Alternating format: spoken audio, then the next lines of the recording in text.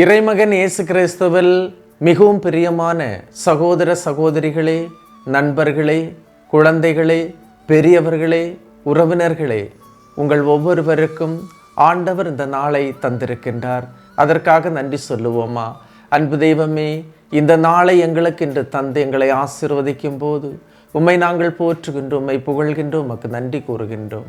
இந்த நாளை ஆசீர்வதியும், எங்களுடைய நோக்கங்களை நிறைவேற்றி தாரும், மன்றாட்டுக்களை நிறைவேற்றி தாரும், விண்ணப்பங்களை நிறைவேற்றி தாரும், இதே ஆவல்களை நிறைவேற்றி தந்து எங்களை வாழ வையும், எங்களுடைய குடும்பத்தை வாழ வையும், எங்களுடைய பிள்ளைகளுக்கு உம்முடைய அருளையும் ஆற்றலையும் தொடர்ந்து தாரும். இன்றைய நாள் மகிழ்ச்சியின் நாளாக அமைய நீர் தொடர்ந்து எங்களை வழிநடத்தும். ஆமேன். அன்புமிக்கவர்களே, இன்றைய நாளிலே நாம் தியானிப்பதற்காக எடுத்துக்கொண்ட இறை வார்த்தை திருப்பாடல்கள் 9ஆம் அதிகாரம் 10வது இறைவார்த்தை. உமது பெயரை அறிந்தோர் உம்மில் நம்பிக்கை கொள்வர். ஆண்டவரே, உம்மை நாடி வருவோரை நீர் கைவிடுவதில்லை. கடவுளை நாடுவோரை கடவுள் கைவிட மாட்டார். கைவிடுவது என்பது மிகவும் வேதனையான ஒன்று.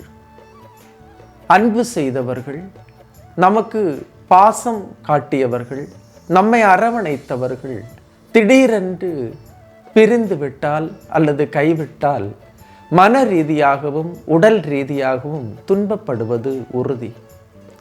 கடவுளின் வார்த்தை என்று நமக்கு உறுதிப்படுத்துவது எதுவெனில், கடவுளை நாடி செல்வோரை கடவுள் கைவிட மாட்டார்.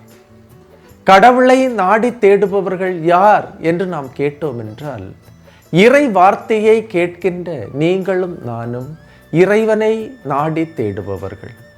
கடவுளை நாடி தேடுபவர்களுக்கு கடவுள் தந்திருக்கும் உறுதிப்பாடு எதுவெனில், எப்படிப்பட்ட துன்பங்கள் வந்தாலும், துயரங்கள் வந்தாலும், நோய் இருந்தாலும், கடன் தொல்லைகள் இருந்தாலும், என்னை கைவிடாத கடவுள் என்னோடு இருக்கிறார். அவர் என்னை கைவிட மாட்டார். அவர் என்னை நடத்துகிறார். இறுதியில் எனக்கு வெற்றிதான் என்ற ஒரு எண்ணம் உருவாகும். இவர்கள்தான் கடவுளை நாடி தேடுகின்ற மக்கள்.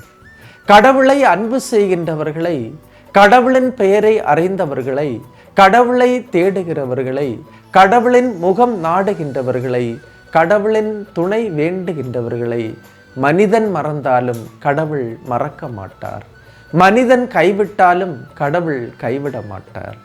ஆக எனது சகோதரமே, நமது வாழ்வின் நோக்கம் என்ன?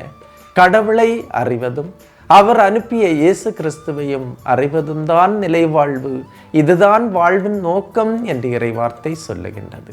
ஆக கடவுளை அறிந்தவர் கடவுளில் நம்பிக்கை கொள்வர். கடவுளின் பெயரை அறிந்தவர்கள் தன்னை அறிகின்றார்கள். தன்னை அறிந்தவர்கள் தனது வாழ்வின் நோக்கத்தை அறிந்து கொள்கின்றார்கள். தனது வாழ்வின் நோக்கத்தை அறிந்தவர்கள் உண்மையான பொருளுள்ள அர்த்தமுள்ள வாழ்க்கையை நாடுகின்றார்கள். ஆக வாழ்வின் சாராம்சம் இதுதான். கடவுளில் நம்பிக்கை கொண்டு கடவுளை நாடி தேடுவது மட்டும்தான் வாழ்வின் சாராம்சம். அதனால் தான் திருப்பாடல்கள் சொல்லுகின்றது, கடவுளை அறிந்தவர்கள் கடவுளில் நம்பிக்கை கொள்வர்.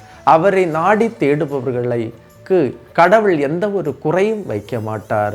அவர்களை அவர் கைவிட மாட்டார்.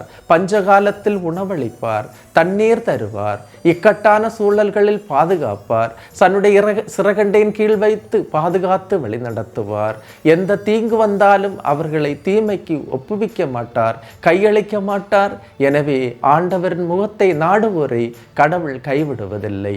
நாமும் இந்த இறைவார்த்தையின் அபிஷேகம் கிடைக்க ஜெபிப்போமா? எல்லாமல்ல இறைவன், தந்தை, மகன், தூய ஆவியார் உங்களையும் உங்கள் குடும்பத்தையும் நிறைவாய் ஆசீர்வதிப்பாராக. ஆமேன். இயேசுவுக்கே புகழ், இயேசுவுக்கே நன்றி. மரியே வாழ்க.